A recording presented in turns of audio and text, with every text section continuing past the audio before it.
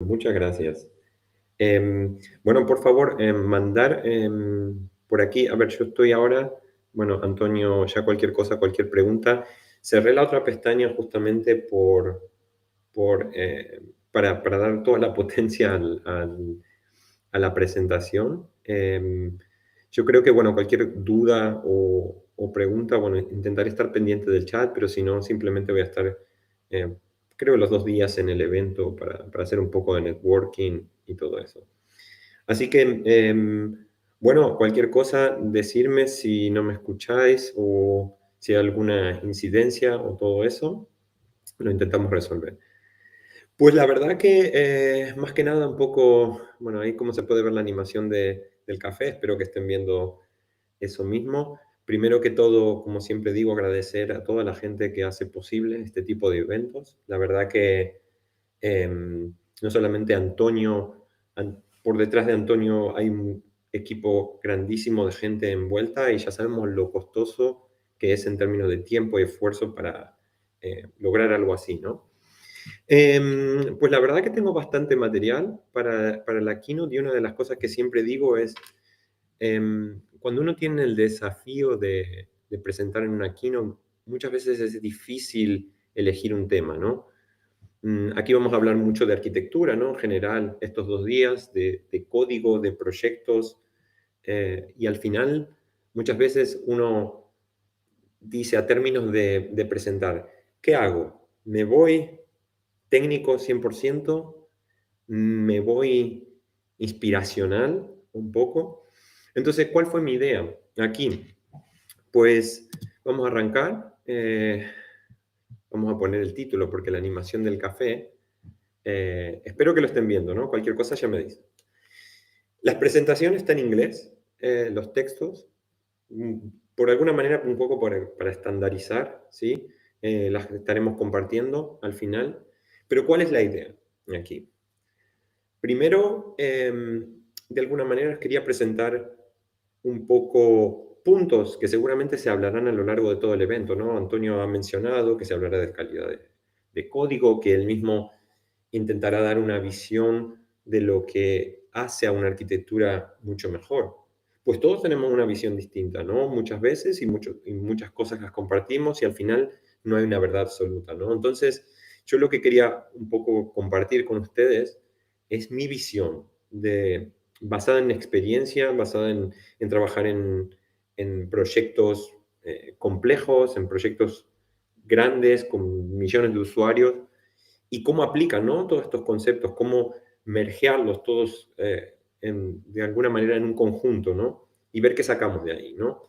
Por eso pueden ver en el título que, no sé, bueno, al final, ¿qué es lo que hace una buena arquitectura? Y realmente la pregunta que yo me planteo ¿es siempre o tiene siempre que ver con código? Pues vamos a ello. Eh, pero primero, más que nada, esta presentación a mí, cuando doy una charla, a mí me gusta siempre dejar algo extra que está por fuera del tema principal de la charla, ¿no? Al final esta es una historia de café, soy un amante del café. Para los que no me conocen, bueno, vengo de Argentina, de un pueblo perdido por ahí, tomo mucho mate también, pero complemento entre café y mate, ¿no? Entonces dije, bueno, mira, hay una relación proporcional muchas veces que hablamos de café y producir líneas de código, entonces, ¿por qué no? ¿Por qué no mezclarlo de alguna manera? Entonces, para los que no me conocen, mi nombre es Fernando Cejas. Bueno, ahora actualmente estoy como Head of Engineering o digamos slash CTO, lo que quieran llamar la titulitis muchas veces no es importante para mí, simplemente establece una serie de responsabilidades que tengo con los equipos con los que trabajo. Vengo del background de, bueno, desde ya hace como 20 años que estoy en la industria y bueno, he tocado muchísimas cosas, lo que te pongan en el frente, ¿no? Sin embargo, en los últimos años sí que he hecho bastante Android. Ya hace unos años que no estoy haciendo Android, por lo tanto me enriqueceré un montón de la gente experta que estará hablando sobre Android y tengo muchas ganas realmente de escuchar y de ver las otras presentaciones. Pero sí que soy un creyente también del software, ¿no? El software engineering, ¿no? En general. Que al final los principios que podemos aprender en una plataforma móvil, en una plataforma de backend, al final aplican todos a la ingeniería de software, ¿no? Pero primero comentaba una serie de cosas de café, ¿no? Estamos hablando de café primero. Lo que siempre quería compartir, o siempre me gusta compartir, es algo que nos quede también, ¿no? Pues ¿de dónde viene el café? Eh, pues es muy curioso, ¿no? Al final el café viene de una persona etíope que se llamaba Caldi, o aparentemente eso es lo que dice la historia, y esta persona notó que las cabras que tenía, era un pastor, y que comían como si fueran unos pequeños granos que había en el suelo, y claro, eso excitaba de alguna manera a las cabras.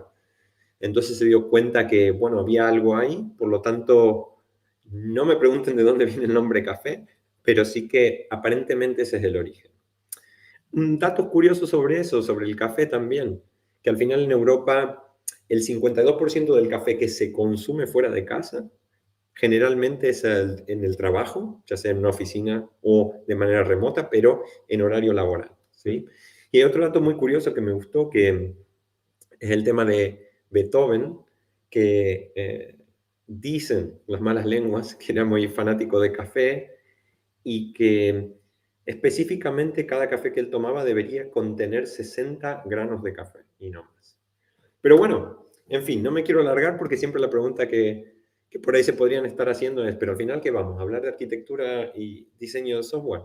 Pues sí, vamos a hablar de ello. Y vamos a ir a un poco a lo que implica, ¿no? Una buena arquitectura, cuáles son los puntos desde mi visión y desde mi experiencia, al final tener en cuenta que nunca hay balas de plata, ¿no? Silver bullets, como decimos, ¿no? Al final todos tenemos una opinión, pero al final otra de las cosas que siempre me encuentro cuando pregunto qué es una arquitectura es una definición errónea de lo mismo. Cuando estamos hablando de arquitectura, ¿qué realmente quiere decir una arquitectura? Al final, todo desemboca en decir que una arquitectura es un conjunto de reglas, al final. Es un conjunto de reglas que nosotros, de alguna manera, imponemos, que describen cómo un sistema se comporta. Punto. No tiene más. ¿Sí?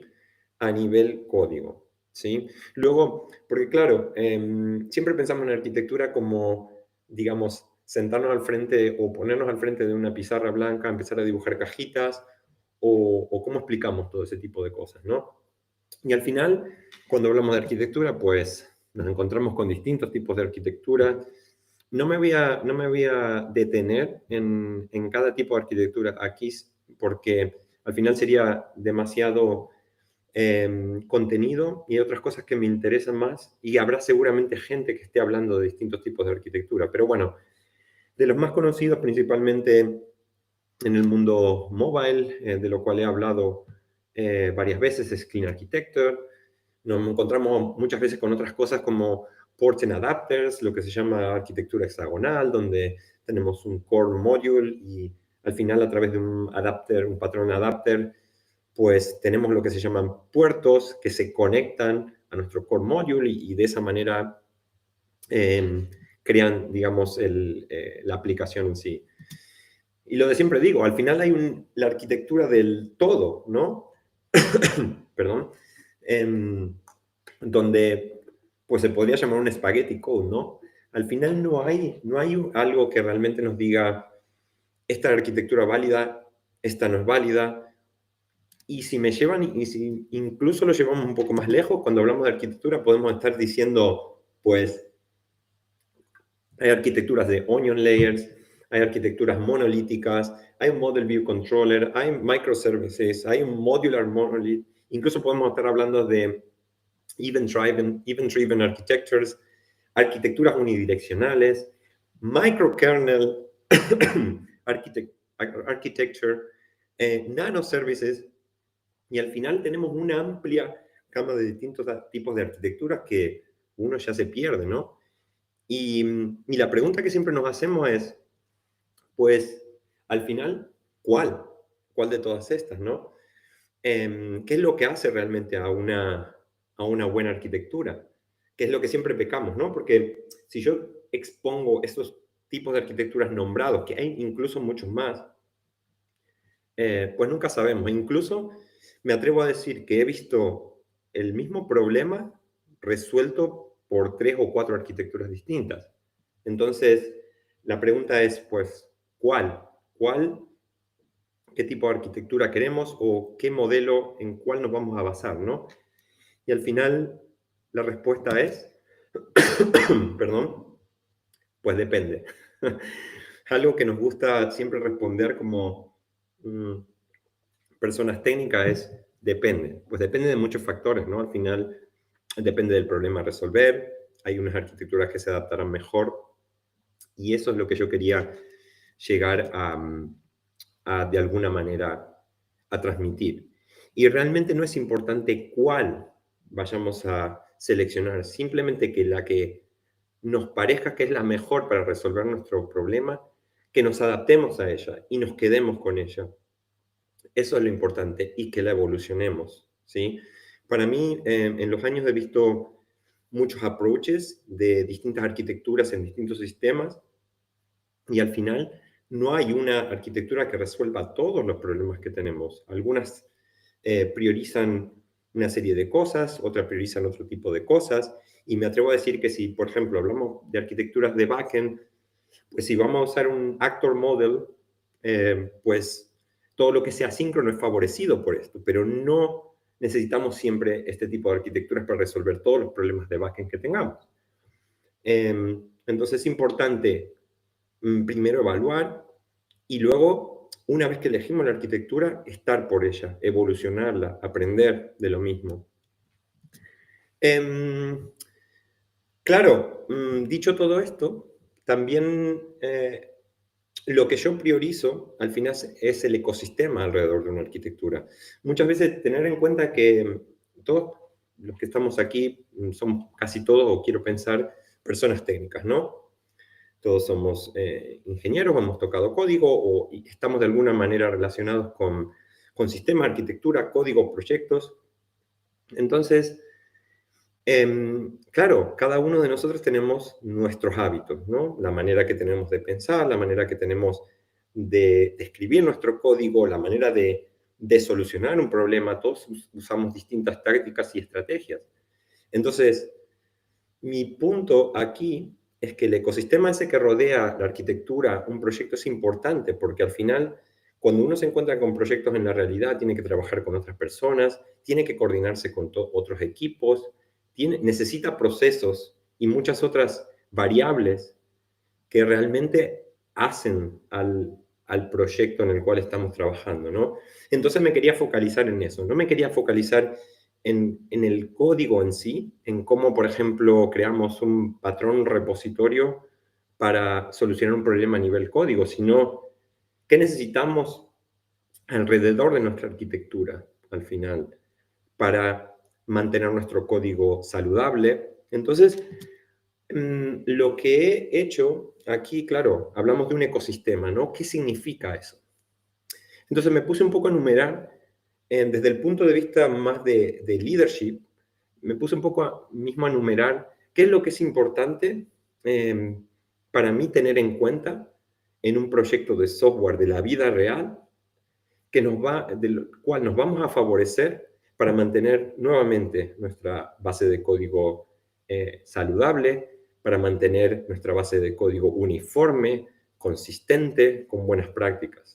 Entonces, ese ecosistema del que yo estoy hablando eh, contiene una serie de partes, ¿no? Estamos hablando de principios filosóficos que nos meteremos en cada uno de ellos, así que no preocuparse, que intentaré dejar aunque sea una pequeña enseñanza y lo que me gustaría que se lleven de esta charla es justamente esos pequeños conceptos para que luego los tengan en cuenta en el momento que están escribiendo un código, en el momento que están interactuando con otros developers, en el momento que tienen que interactuar con otros equipos.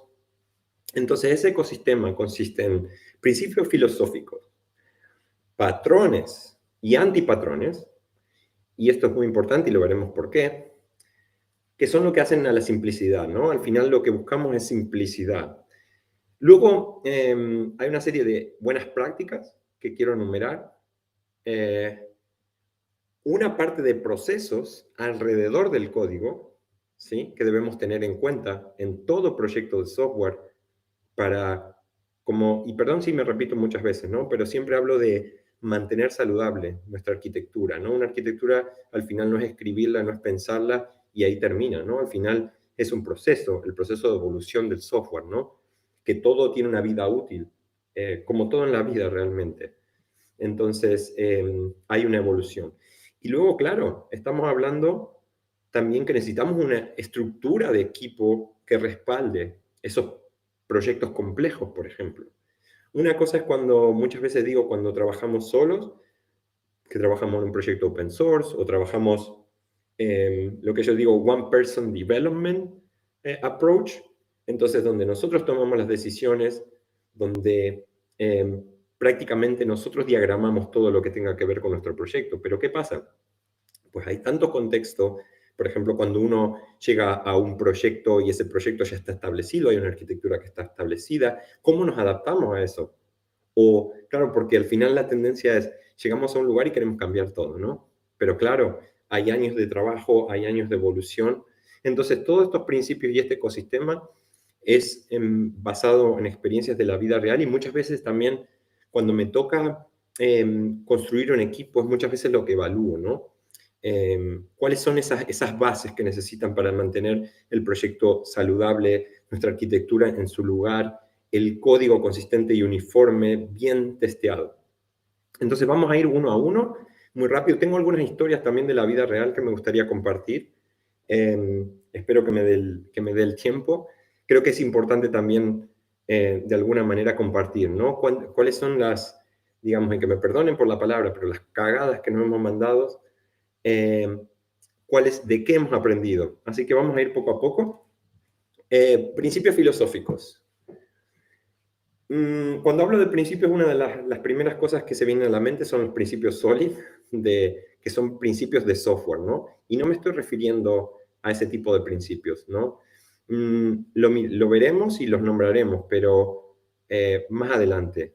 Pero no es, a lo que me refiero son principios que probablemente todo el mundo sabemos, ¿no?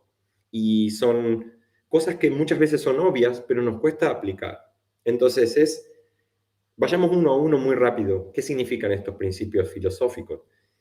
Pues el primero es, no lo vas a necesitar, ¿no? Es algo que siempre tendemos a pensar en un proyecto, en una arquitectura, demasiado futuro, ¿no? ¿Y qué pasa? Al final, agregamos abstracciones, agregamos cosas porque pensamos que, uy, pero ¿qué pasa si? ¿No? Esta incertidumbre, ¿no? Y al final lo único que estamos haciendo es agregar más complejidad al código, más complejidad de mantenimiento al código, ¿no? Entonces es algo que siempre tenemos que evaluar y pensar de alguna manera, no en el futuro a largo plazo, ¿no? Resolver el problema que estamos intentando resolver, pero de manera simple. Por eso me lleva al próximo, que es keep it simple, stupid, ¿no? Que es el típico que conocemos, que es el principio KISS, ¿no? Que justamente habla de la complejidad, ¿no? Al final, si siempre tenemos que intentar evitar agregar demasiadas capas, o muchas veces tenemos la tendencia a que sale una nueva tecnología y muchas veces no tenemos ni siquiera argumentos técnicos para responder a ello. Me ha pasado en una charla que hace muchos años di cuando RxJava estaba como empezando. En parte de mi background estuve bastantes años en la industria de la música trabajando en SoundCloud, ¿no? Es un proyecto muy interesante porque había muchísimos millones de usuarios. Ahí es algo que siempre pongo como, muchas veces como referencia porque había muchísima complejidad y ya les daré un poco más de detalles, pero recuerdo de que fuimos uno de los pioneros en el año 2013 en que introdujimos Reactive Programming a la base de código de Android, en ese momento en Java. Y me acuerdo de estar dando alguna charla y preguntar realmente argumentos técnicos. ¿Eh? ¿Por qué estás usando RxJava, no? Porque mucha gente decía, wow, qué guay, qué cool usar RxJava, ¿no? Y claro, la respuesta que yo tenía con respecto a eso, no, porque me facilita el multithreading, ¿no? En ese momento creo había, pues al final estaban los operadores, ¿no? Al final decíamos, pues quiero escuchar en este thread y quiero recibir mi stream de datos en este otro, ¿no? Era súper fácil, me acuerdo en Android, cambiar de thread, que siempre era un dolor de cabezas en ese momento. Pero al final, pues la gente estaba agregando complejidad al proyecto solamente por digamos, ese pequeño set de funcionalidades que ofrecía la librería, ¿no? Y al final, cuando nos ponemos a hablar de argumentos técnicos, si alguien nos pregunta, hey, ¿por qué estamos usando RxJava? Pues yo la respuesta que a lo mejor hubiera esperado sería, pues tengo muchísimo flow de datos que tengo que componer usando distintos operadores para mergear, para manipularlos y punto, ¿no? Entonces, una cuestión de siempre intentar tener las cosas simples, ¿no? Em, Divide y conquistarás, muy simple también. Muchas veces cuando tenemos un refactor grande de una arquitectura, que muchas veces ya está la arquitectura y entramos a un sistema legacy, entonces, ¿cómo hacemos una rearquitectura de todo esto? Pues divide y conquistarás. A lo mejor la idea es, pues tenemos un plan para una nueva arquitectura y decir, agarramos una funcionalidad, digamos, traducido al contexto de Android, pues agarramos una pantalla, hacemos la arquitectura de esa pantalla, digamos, de alguna manera minimizamos el tamaño del problema, lo creamos más pequeñito y luego paso a paso, ¿no? Al final es empezar simple y moverse hacia el lado de la complejidad. Y por supuesto no reinventar la rueda. Esto es muy fácil, ¿no? Tenemos la tendencia a que, voy a hacer la nueva generación de Flow, ¿no? Una librería que es incluso mejor que Flow. Pues ya está hecha ahí. Muchas veces es mejor contribuir y devolver a la comunidad lo que la comunidad hace, ¿no? Si vemos un radio de mejora, lo ideal es contribuir con ese mismo proyecto. Eso dentro de todo lo que tengo para decir de principios, ¿no? Patrones de diseño, y este es un tema muy, muy amplio. Voy a nombrar un par de puntos que tienen que servir como tips para, que nos van a servir a nosotros para escribir mejor código, para crear mejores arquitecturas, ¿no? Y simplemente también, un patrón de diseño al final no es más que una solución recurrente a un problema que ya existe, ¿sí? Porque antes hablabas al final también otra de las cosas de los patrones de diseño que considero importantes es que son un lenguaje común, ¿no? Al final, si yo estoy hablando de un factory, un builder aplicado a orientación a objetos, y luego podemos hablar de FP, de lo que sea, pero bueno, me quería focalizar en lo simple porque generalmente es un concepto muy amplio, la programación orientada a objetos, ¿no? Pero si yo hablo de un factory, de un builder, todo el mundo me entiende de lo que estoy hablando, ¿no? Como si digo un singleton. Y otra de las cosas que quería también transmitir con respecto a los patrones es que no es importante leerse el Gang of Four, el libro de patrones de diseño en lo que respecta a orientación a objetos, sino también aprenderle de los antipatrones. Ahí, no sé si sabíais que hay antipatrones también. Incluso, sin ir más lejos, el patrón singleton se puede convertir muy fácilmente en un antipatrón. Y el claro ejemplo de esto es, supongo que hay gente con mucha experiencia aquí en el mundo Android y me voy a trasladar también porque sé que es lo que la mayoría de la gente está, digamos, inculcando aquí, que es súper guay, que son buenas prácticas en el mundo mobile y principalmente en el mundo Android, ¿no? Pero, por ejemplo, un patrón singleton, que al final no es más que tener una sola instancia de un objeto, pues lo ideal es que ese singleton se crea porque al final tenemos un objeto que es muy costoso de crear, ¿no? Por lo tanto, no queremos estar constantemente creando el objeto. ¿Qué pasa? ¿Cuándo se convierte en un antipatrón? Pues cuando estamos guardando estado global en ese singleton. Y sin ir más lejos, todos hemos pecado, y me incluyo, en los días de Android, cuando teníamos el objeto aplicación que es un singleton, que poníamos variables estáticas ahí para guardarnos cosas y luego acceder. Pues eso es un antipatrón. Es un nido de bugs. Entonces es importante, ¿no? Otro antipatrón muy interesante es el Lava antipatrón. Y el Lava antipatrón, por ejemplo, y solamente estoy nombrando un par aquí, pero es importante como lenguaje, ¿no? Cuando hablamos de código, cuando hablamos de implementaciones, de problem solving. Lava antipattern es algo, estoy seguro que todo el mundo lo está, digamos, de alguna manera, o renegando con ello, pero no es más que un antipatrón que dice,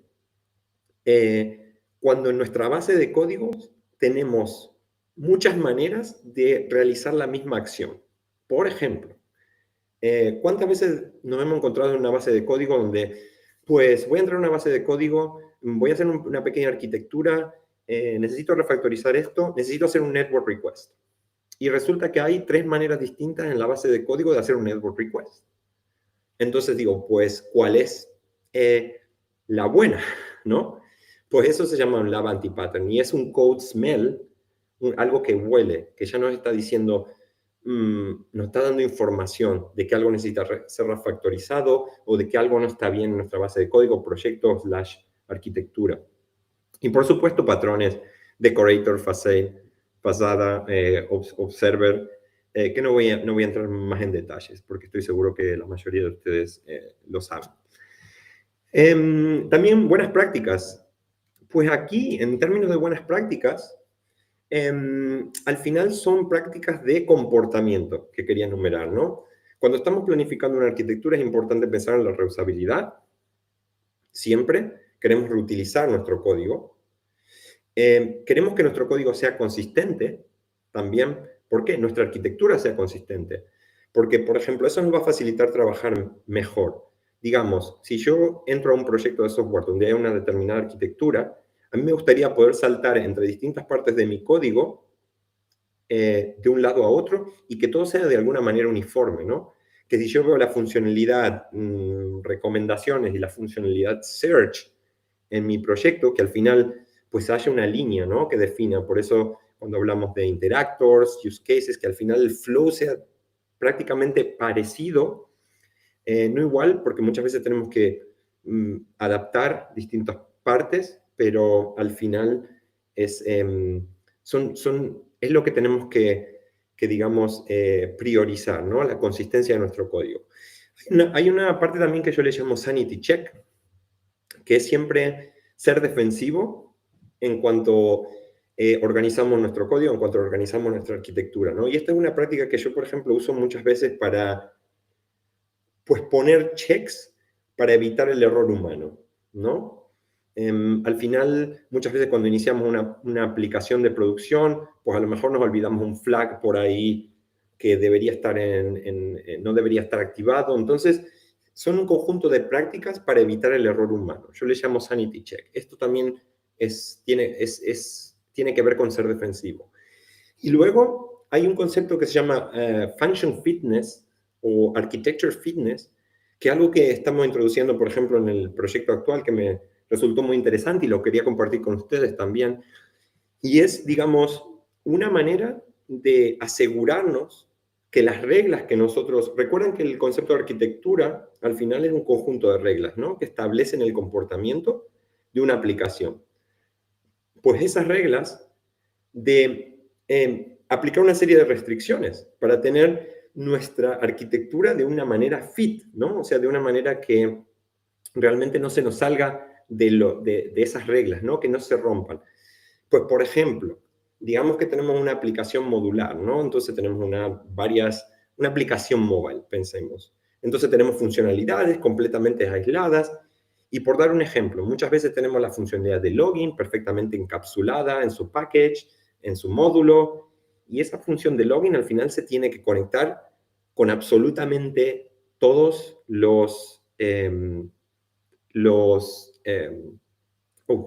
me ha cambiado algo aquí. Bueno, en fin. Esa funcionalidad de login al final se tiene que conectar prácticamente con todos los módulos o con otros módulos, ¿no? Para chequear si algo está autorizado, si no, lo que sea. Entonces, ¿qué pasa con esto? El tema está en que establecer estas reglas. Por ejemplo, yo diría, pues el repository que estoy usando en la funcionalidad login, ni se le ocurra utilizarla en otra funcionalidad directamente, ¿no? Y eso se puede hacer a nivel código, incluso con Kotlin.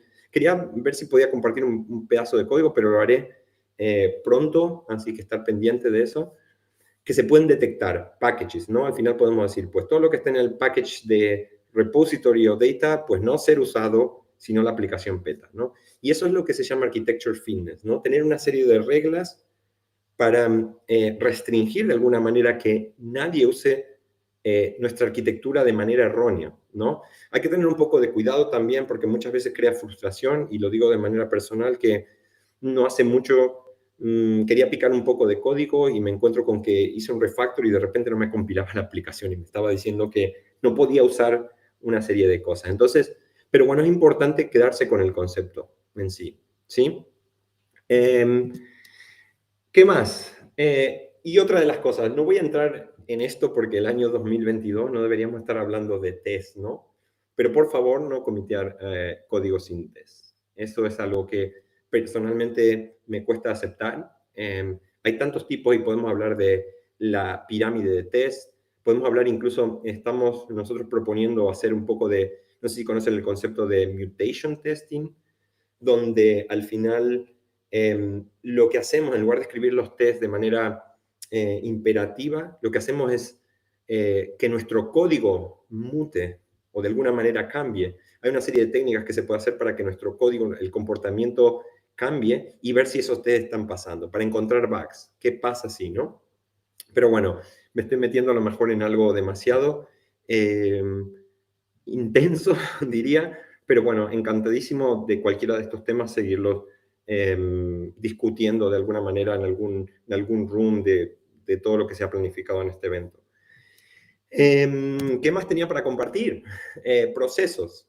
Pues nada, hemos hablado también de las distintas prácticas de código para mantener nuestra arquitectura de manera saludable, y siempre me repito. ¿Qué podemos decir alrededor de los procesos?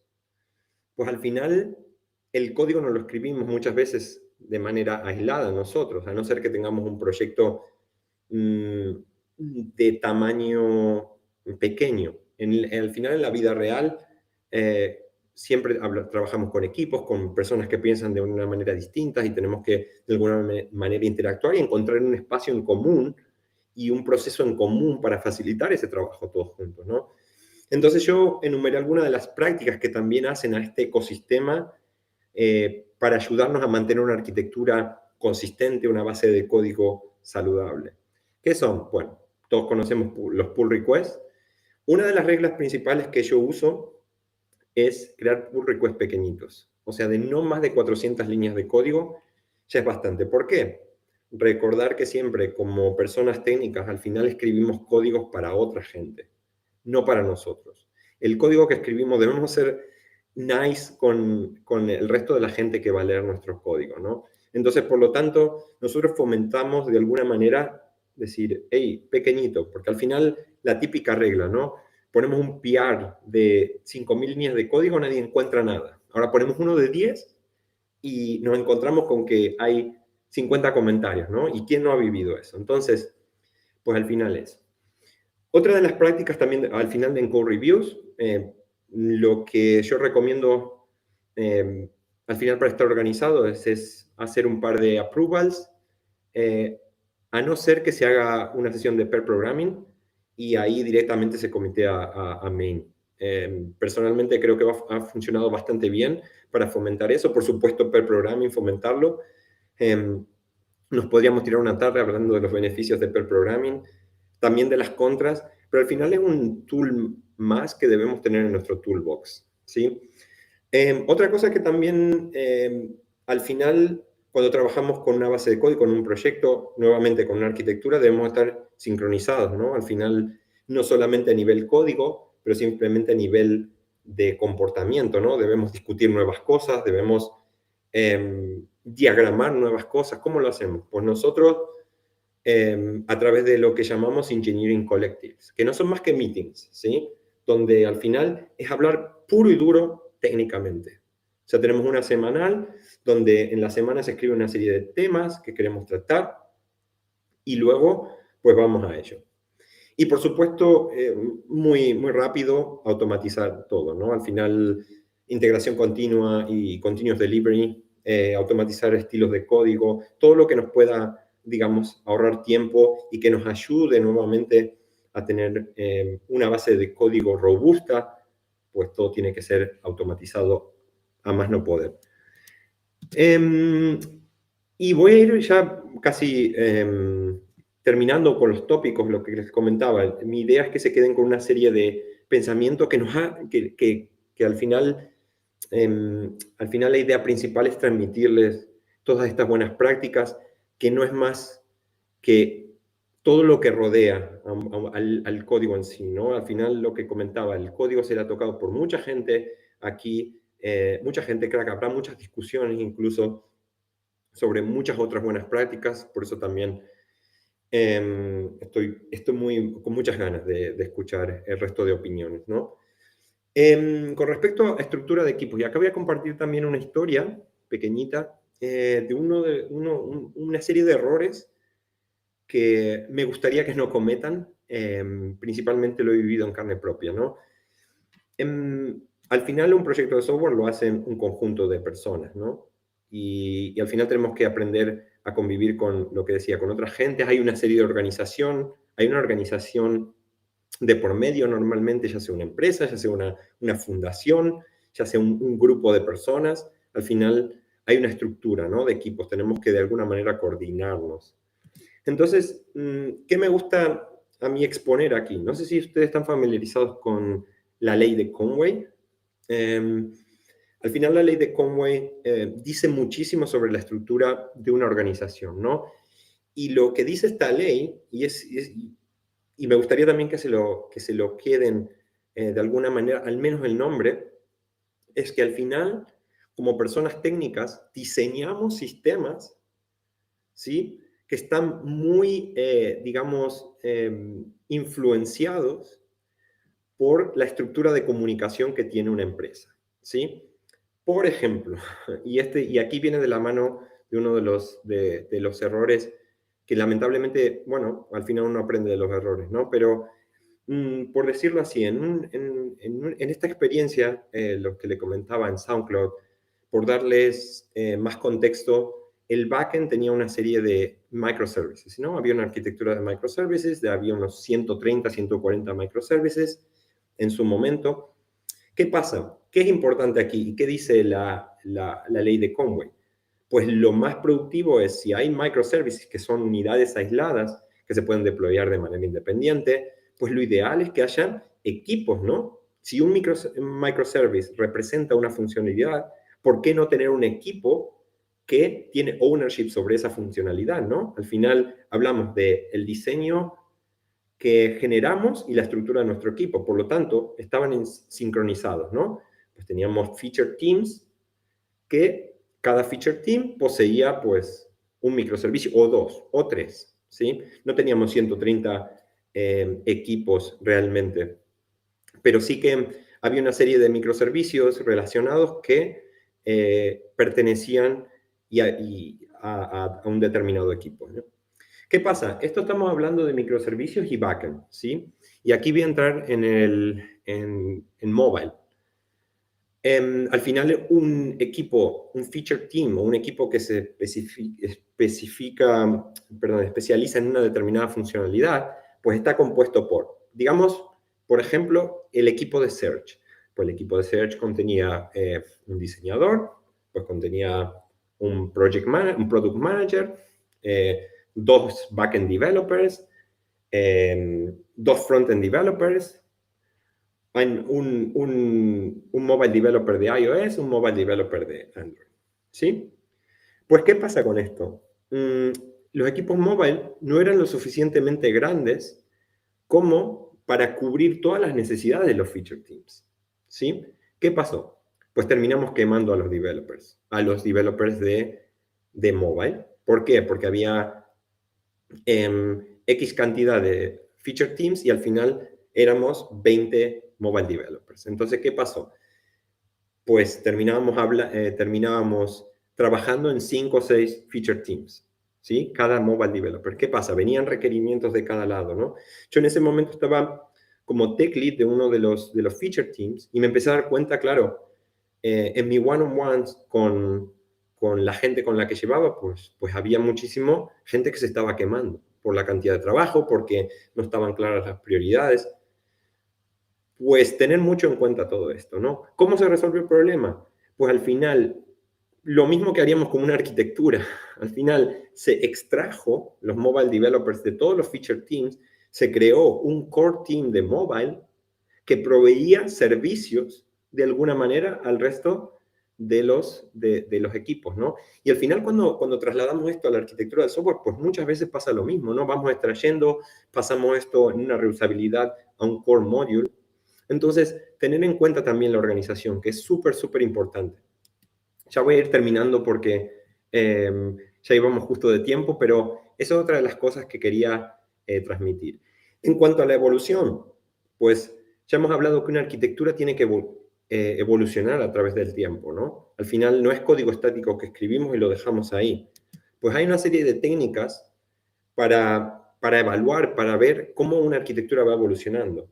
Yo siempre lo que digo es, en un sistema legacy, si ustedes están trabajando en un sistema legacy, pues pueden hacer meetings de debt detection, ¿no? Por ejemplo, yo he escrito algunas cosas sobre deuda técnica que puedo compartir sin problema.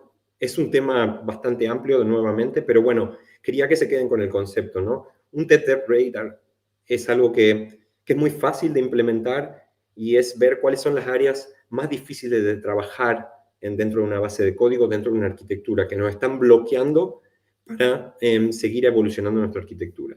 Luego, tener métricas de código nos permiten ver la evolución de nuestro código, de nuestra arquitectura. Una de las cosas que siempre digo es complejidad ciclomática, creo que se llama en castellano, y al final son métricas que, claro, digo este término y a lo mejor, ¿qué es eso, no? Al final eso se traduce a el número de paths funcionales que tenemos en nuestro código. Digamos, en otras palabras, si tenemos 500 ifs en nuestro código, pues probablemente nos está hablando de una complejidad bastante extrema, ¿no? Y es lo que decía, es un code smell, ¿no? Huele a algo que no está bien, ¿no? Que nos está dando información sobre la base de código. Luego podemos interactuar o al menos evaluar el comportamiento que tenemos como ingenieros dentro de nuestra base de código y eso se llama behavioral analysis. Por dar un ejemplo muy rápido, es, ¿qué pasa si empezamos a evaluar que nuestra base de código a través del Git, porque al final podemos ver quién está interactuando con qué parte de código a través de Git, del protocolo Git, al final hay herramientas que nos permiten hacer eso, que estoy encantado de compartir. ¿Y qué pasa si vemos, si detectamos que de un equipo de 5 developers, pues la mayor cantidad de tiempo se pasa en un 20% de la base de código? O sea, la cantidad de trabajo que se hace solamente es un 20%, se toca un 20% de la base de código. Pues algo no está mal, o hay algo causando muchísimos conflictos, o hay algo que debería ser extraído, ¿no? Para fomentar un poco la reusabilidad, para fomentar que no haya conflictos. Entonces, todo este tipo de técnicas quería que se queden ustedes con el concepto. Y luego indagar, ¿no? Al final un poco más profundo. Y encantadísimo de compartir más después de la charla, por supuesto. Técnicas de zero bugs. No hay aplicaciones sin bugs. Eso no implica que no hay que tener zero bugs. No, lo que implica es tener técnicas para erradicar la mayor cantidad de bugs. Un tip aquí es tener bug fixing days de vez en cuando. Porque si los bugs se están apilando, pues también es una buena métrica para decir, hey, algo está pasando aquí, ¿no? ¿Cómo evolucionamos? No estamos realmente evolucionando, cada vez apilamos más bugs. Y obviamente apostar por nuevas tecnologías. Aquí hay un poco de compromiso, tener cuidado. No voy a meterme demasiado porque vamos a poner realmente a discutir muchísimo qué es el compromiso de introducir una nueva tecnología. Muchas veces también tendemos a cometer errores y introducimos una nueva tecnología solamente para usar el 10% de ella. Hay una serie de cosas que se necesitan evaluar, pero vale la pena también nombrarlo. Y como para terminar, al final una bola extra que quería transmitir también en lo que respecta a buenas prácticas, a lo que implica mantener una arquitectura de manera saludable y es muchas veces también estamos limitados por la tecnología que estamos usando, ¿no? Por ejemplo, me ha pasado en un anterior trabajo donde yo tenía una idea de cómo se deberían diagramar un backend, que se tenía que hacer un refactor, y realmente cuando llego a este lugar, pues todo el backend estaba en Haskell. Entonces Haskell es un lenguaje de programación, una tecnología que realmente es 100% funcional, ¿no? Entonces toda la mentalidad de orientación a objetos o reusabilidad que yo tenía en mi cabeza, pues tirarla por la ventana. Entonces, muchas veces estamos limitados por eso, o llegamos a una base de código en la cual queremos de alguna manera transmitir nuestras ideas y realmente estamos limitados. Entonces, siempre tener en cuenta en el momento de hacer una tecnología, de definir una arquitectura, luego que la tecnología que respalde esa arquitectura sea la correcta. Y bueno, al final, un poco para redondear todo esto, personalmente creo que la arquitectura no es solamente el código, y es importantísimo escribir buen código, por supuesto, como hemos visto, pero hay una serie de cosas que van alrededor de ella misma, que ya hemos nombrado, y por supuesto que no hay balas de plata, ¿no? Aquí todo es muy opinionated, todo es muy basado en distintas experiencias, en el tipo de dominio en el cual estamos trabajando. No es lo mismo, por ejemplo, siempre digo, trabajar en un sistema en tiempo real que en un sistema donde no está en tiempo real, en un sistema en tiempo real o a lo mejor donde, digamos, un sistema de cajeros automáticos donde la performance es importante y al final cuando venimos de la vieja escuela, pues lo último que teníamos que hacer es atacar la performance porque es lo que introduce mayor cantidad de complejidad a nuestra base de código. Entonces, es muy importante aquí el dominio y que realmente seguir una serie de prácticas que sirva como base y luego de ahí ir moviéndose. Y la última frase que siempre tengo es, al final de todo esto, si nos encontramos con una base de código, con una arquitectura que es muy difícil, con la cual es muy difícil trabajar, pues cambiarla, ¿no? Empezar de manera pequeña, moverse poco a poco hacia la complejidad, debatir, usar todo este tooling alrededor de la arquitectura para poder fomentar los cambios y ser un game changer, ¿no? Como se diría. Eso es prácticamente todo lo que quería transmitir al día de hoy. También quería agradecerles por haberme escuchado. Quería agradecer a todo el mundo por la oportunidad, a los sponsors, a Antonio, a su equipo. Y por supuesto, bueno, ahí me pueden encontrar. Generalmente estoy más o menos activo en Twitter. Tengo mi blog.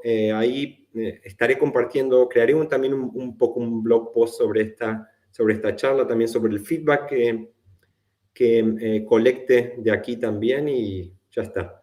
Encantadísimo de estar charlando también estos días y de seguir compartiendo más cosas y aprender muchísimo de toda la gente que está por aquí.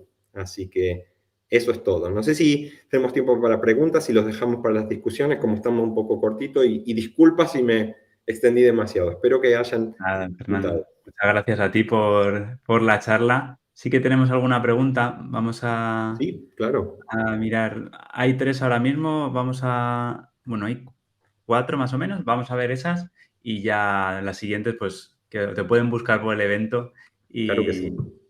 y cualquier cosa por ahí seguro que se la resuelves.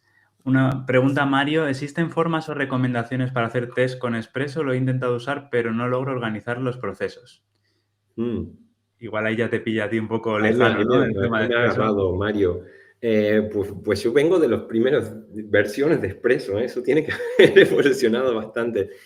Yo lo que diría por ahí es lo que comentaban hoy. No me he mirado las últimas APIs, un poco, sí que me he nutrido de un poco lo que está pasando en el mundo Android para estar un poquito más one-to-one en las conversaciones, pero claro, también me viene a la mente que habrá, ¿no? Al final del día hoy una mesa redonda para hablar de calidad, donde se tocará testing, donde seguramente se toquen estas tecnologías.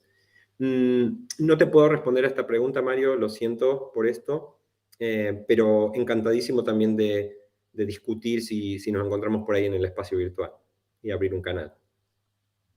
Genial. La siguiente sería: hola Fernando, de Simón. Hola Fernando, estoy muy de acuerdo con casi todo lo que sueles decir siempre, pero lo que siempre ha sido difícil para mí es poder convencer que todo lo que explicas es importante. ¿Cómo recomendarías convencer al equipo y dirección que se te haga caso?